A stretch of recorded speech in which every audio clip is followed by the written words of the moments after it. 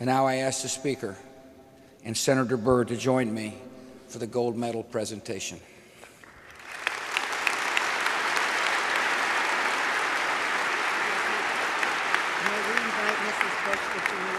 Welcome.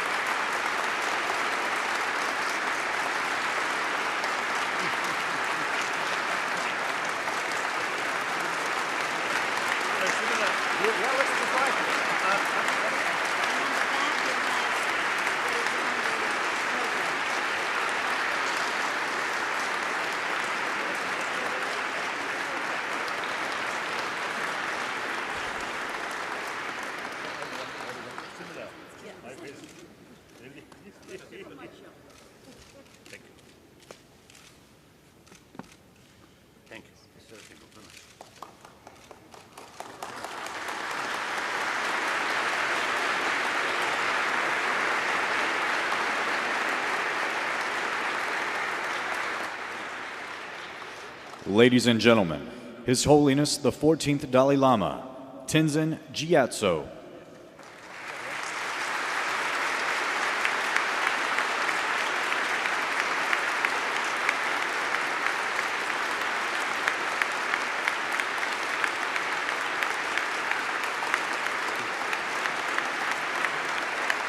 So,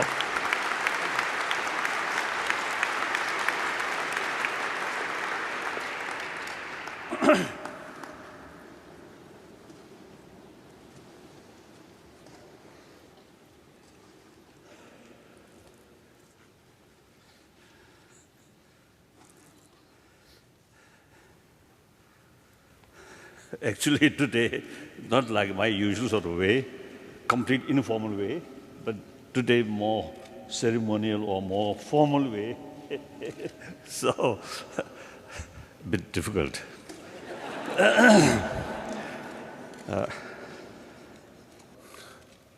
Anyway, I start the English learning, I think 1947, 48. Now still my English is very, very poor. Now a person who now over 72 years old, my English level, I think like kindergarten. So in any way, I determined to read my sort of statement in English as if something like my English examination in front of dignitaries and scholars.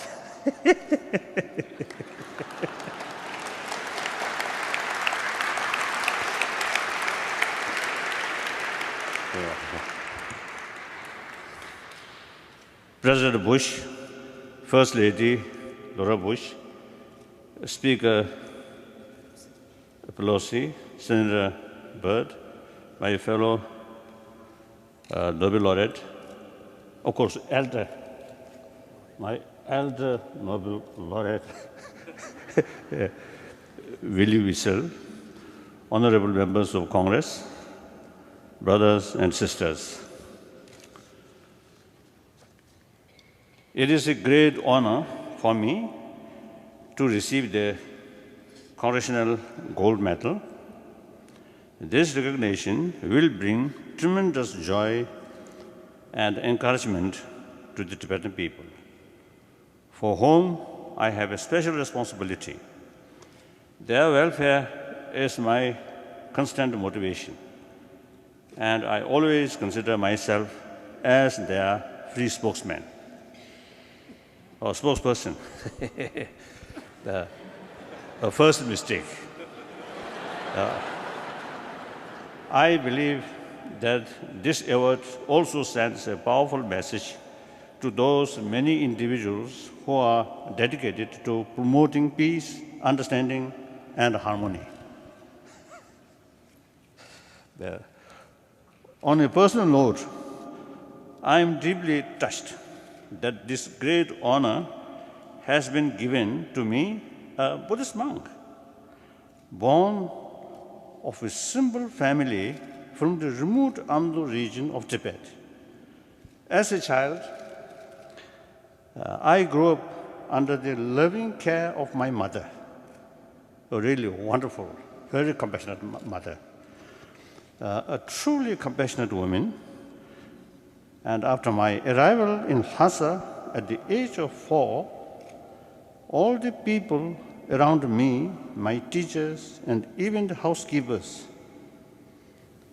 and also the sweepers, taught me what it means to be kind, honest, and caring. It is such an environment I grew up.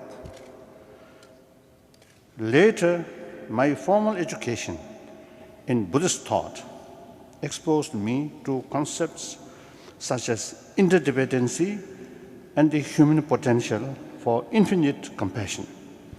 It is these that give me a profound recognition of the importance of universal responsibility, nonviolence, and interreligious understanding. Today, it is a conviction in these values that gives me powerful motivation to promote basic human values.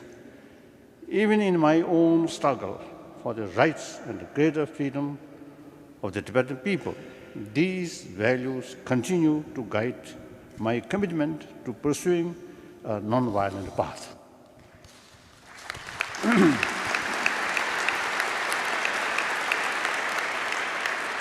I have had the honor to be in this hall once before when I visited your country in 1991. Many of the faces that welcomed me then, I can see today. Some faces very familiar to me. So when I meet with these people, I feel something like reunion. Our long time, I'll say, unchanging friend. Our friendship is not due to money, not power, but human warm-heartedness. So I very much appreciate.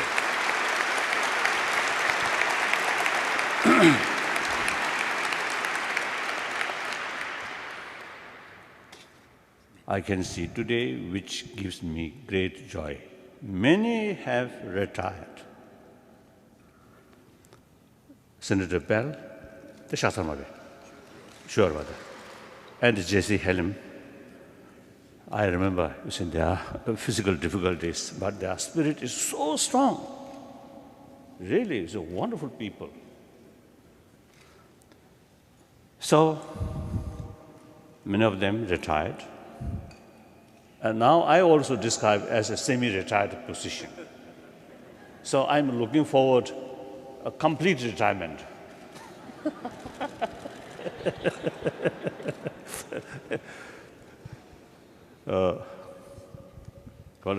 Where? However, I would like, no. Many have retired and some are sadly no longer with us. Of course, the death is our final destination. We have to go that way. Now, as a Buddhist, as a believer, what we can do is only prayer for those people's soul no longer with us. But I'm quite sure, because they are a lifelong, I think, a carried spirit of freedom, liberty. I think maybe as a politician, sometimes maybe a little lie here and there.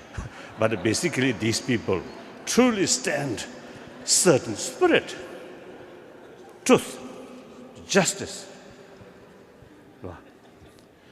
So I'm sure, you see, these people, because of their good deeds, their lifetime, so certainly when they leave our planet, these virtues certainly help them. So that's my prayer.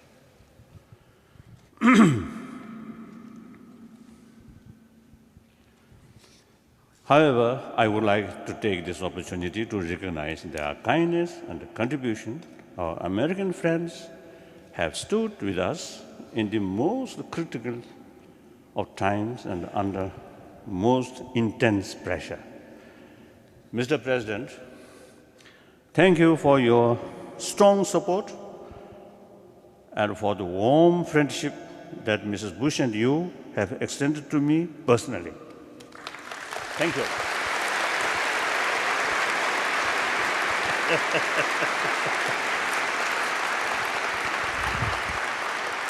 I am deeply grateful to you for your sympathy and support for Tibet and your firm stand on religious freedom and the cause of democracy. Then, Madam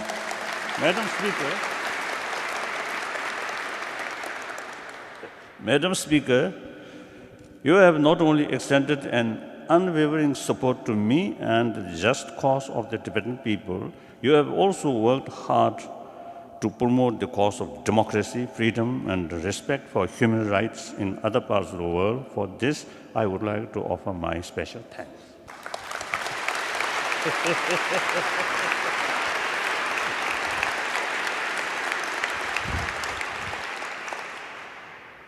The consistency of American support for Tibet has not gone unnoticed in China, where this has caused some tension in the US-China relations.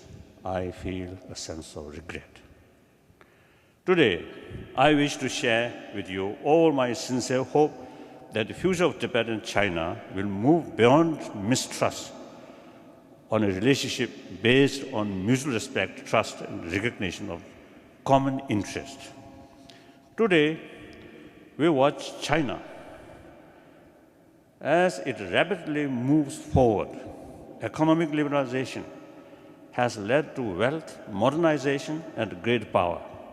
I believe that today's economic success of both India and China, the two most populated nations with long history of rich culture, is most deserving. With their newfound status, both of these two countries are poised to play important leading role on the world stage. In order to fulfill this role, I believe it is vital for China to have transparency, rule of law, and freedom of information. Much of the world is waiting to see how China's concepts of harmonious society and peaceful rights would unfold. Today's China, being a state of many nationalities, a key factor here would be how it ensures the harmony and unity of its various peoples. For this, the equality and the rights of these nationalities to maintain their distinct identities are crucial. With respect to my own homeland, Tibet, today many people, both from inside and outside, feel deeply concerned about the consequences of the rapid change taking place. Every year, the Chinese population inside Tibet is increasing at an alarming rate. And if we are to judge by the examples of the population of Lhasa, there is a real danger that the Tibetans will be reduced to an insignificant minority in their own homeland. This rapid increase in population is also posing serious threat to Tibet's fragile environment. Being the source of many of Asia's great rivers and substantial reverse any substantial disturbance in Tibet's ecology will impact the lives of hundreds of millions. Furthermore, being situated between India and China, the peaceful resolution of the Tibet problem also has important implications for lasting peace and friendly relation between these two great neighbors. On the future of Tibet, let me take this opportunity to restate categorically that I am not seeking independence. I am seeking a meaningful autonomy for the Tibetan people within the People's Republic of China. If the real concern of the Chinese leadership is the unity and stability of PRC, I have fully addressed their concern. I have chosen to adopt this position because I believe, given the obvious benefits, especially in economic development, this would be in the best interest for the Tibetan people. Furthermore, I have no intention of using any agreement on autonomy as a stepping stone for Tibet's independence. I have conveyed these thoughts to successive Chinese leaders, in particular following the renewal of direct contact with the Chinese government in 2002. I have explained these in detail through my envoys. Despite all this, Beijing continues to allege that my hidden agenda is separation and restoration of Tibet's old socio-political system. Such a notion is unfounded and untrue. Even in my youth, when I was compelled to take on the full responsibility of the governance, I began to initiate fundamental changes in Tibet. Unfortunately, these were interrupted because of the political upheavals that took place. Nevertheless, following our arrival in India as refugees, we have democratized our political systems and adopted a democratic charter that sets guidelines for our exile administration. Even our political leadership is now directly chosen by the people on a 5-year term basis. Moreover, we have been able to preserve and practice most of the important aspects of our culture and spirituality in exile. This is due largely to the kinds of Indian government and its people. Another major concern of the Chinese government is its lack of legitimacy in Tibet. While I cannot rewrite the past, mutually agreeable solution could bring legitimacy. And I am certainly prepared to use my position and influence among the Tibetan people to bring consensus on this question. So I would also like to restate here that I have no hidden agenda. My decision not to accept any political office in a future Tibet is final. The Chinese authorities assert that I harbor hostility towards China and that I actively seek to undermine China's welfare. Or sometimes Chinese accuse us that we are instrument of Western anti-Chinese forces. I don't think. Here, our supporters are also good friends of China.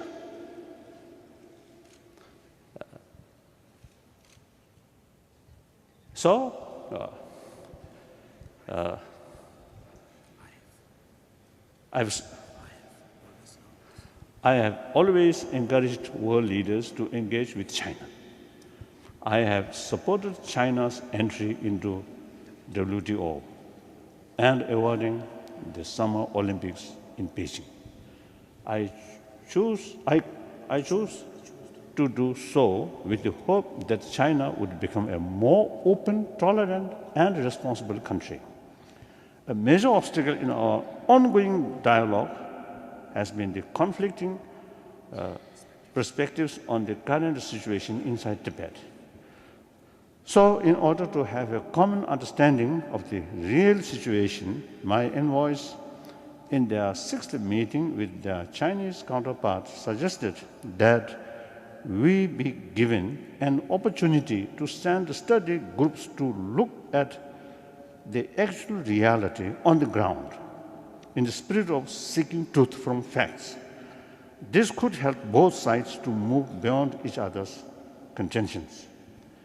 The time has come for our dialogue with Chinese leadership to progress towards the successful implementation of a meaningful autonomy for Tibet, as guaranteed in the Chinese Constitution and detailed in the Chinese State Council White Paper on Regional Ethnic Autonomy of Tibet. Let me take this opportunity to once again appeal to the Chinese leadership to recognize the grave problems in Tibet, the genuine grievances and the deep resentments of the Tibetan people inside Tibet, and to have the courage and the wisdom to address these problems realistically in the spirit of reconciliation. To you, my American friends, I appeal to you to make every effort to seek ways to help convince the Chinese leadership of my sincerity and help make our dialogue process move forward.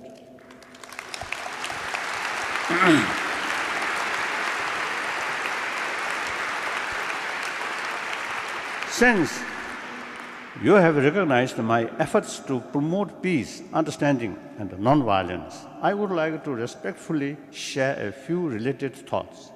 I believe this is precisely the time that the United States must increase its support to those efforts that help bring greater peace and understanding, the harmony between peoples and cultures.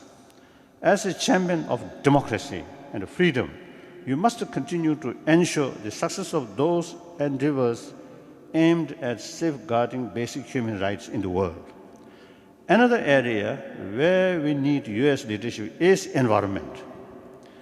As we all know, today our Earth is definitely warming up, and many scientists tell us that our own action is to a large part responsible.